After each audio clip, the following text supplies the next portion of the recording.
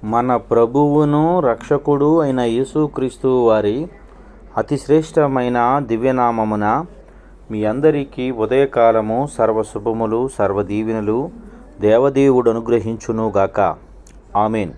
దేవుని బిడ్లారా, ఈరోజు 16వ తారీఖు ఆగస్టు నెల 2024 సంవత్సరము.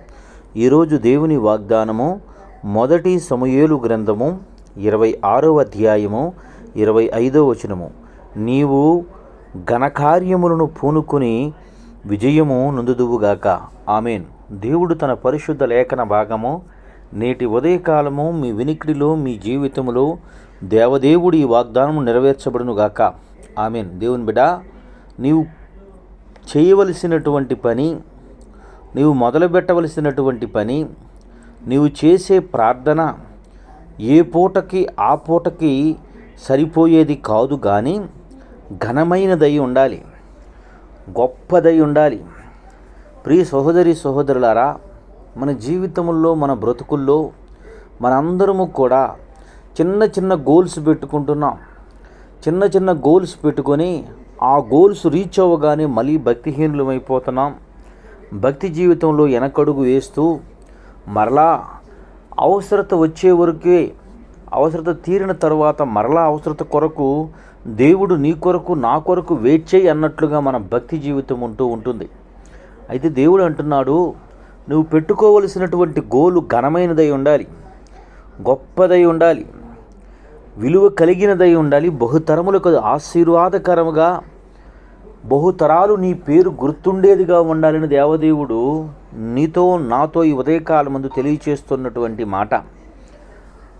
దేవుని బిడ్డ, ఈరోజు చదువుకునే వ్యక్తికి తను పెట్టుకున్న గోలు మంచి ఉద్యోగము.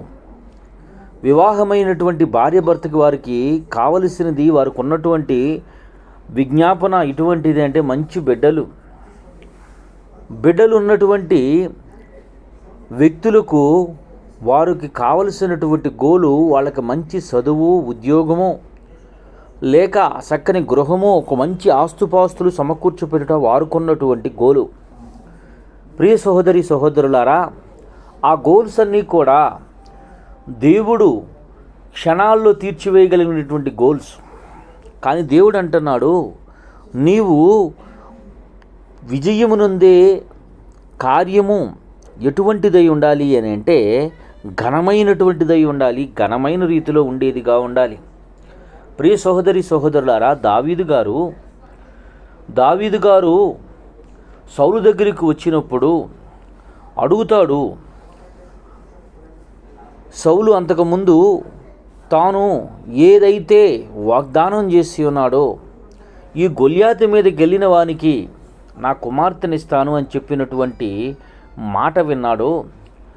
ఆయన స్థాయికి అది చిన్నది, ఆయన స్థాయికి అది చాలా విలువ కలిగినది.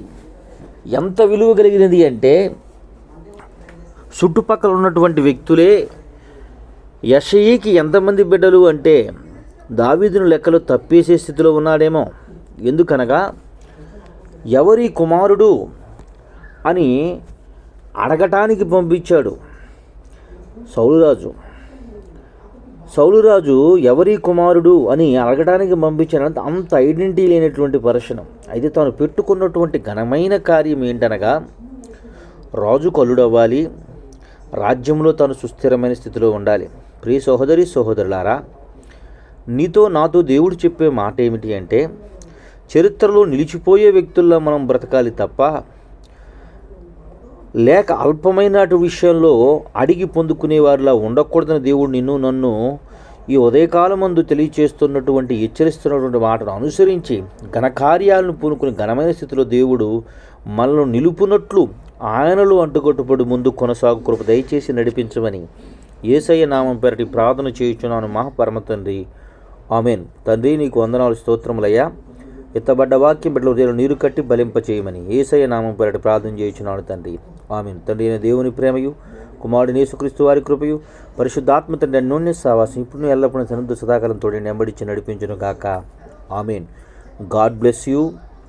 దేవదేవుడు మేము దీవించి ఆశీర్వదించి అభివృద్ధిపరిచి గొప్ప జీవితాన్ని, గొప్ప ఉన్నతమైన స్థితి దేవుడు మీకు అనుగ్రహించును గాక. ఆమేన్.